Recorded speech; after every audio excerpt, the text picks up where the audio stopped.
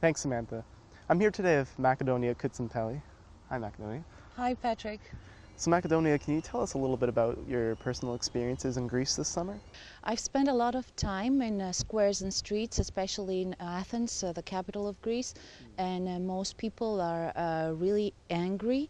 Some of them feel trapped. They don't know what they can do for it. They believe that the debt is not their problem, that they didn't create it. The governments created the problem, and therefore they are stating they're not willing to take any more austerity measures.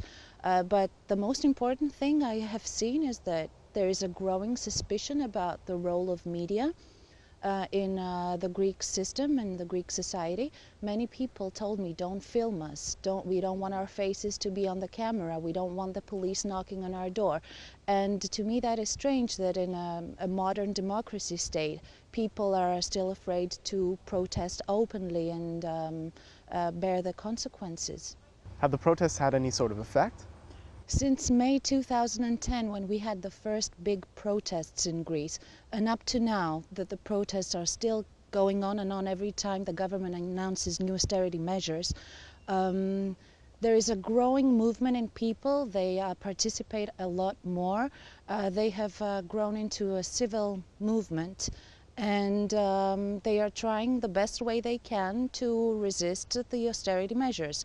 But the problem is that because Greece needs to reduce its debt and some measures and reforms must take place according to the plan, even if a measure is reconsidered or withdrawn, there's another one coming up the next day, and this starts a new circle of protests. So, what then are some of the options faced by the people of Greece? The main problem is a cash problem.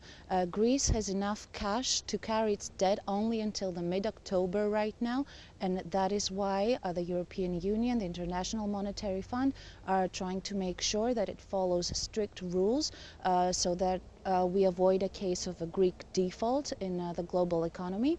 The options they really have is either go on some kind of controlled default if they are unable to pay their current obligations, or if we see any kind of movement growing further in Greece, that would mean that the country might have to reconsider going to election. No one can predict what the next step will be. All we can do is just wait and see how things evolve. Okay. Thank you very much, Macedonia. Back to you guys in the studio.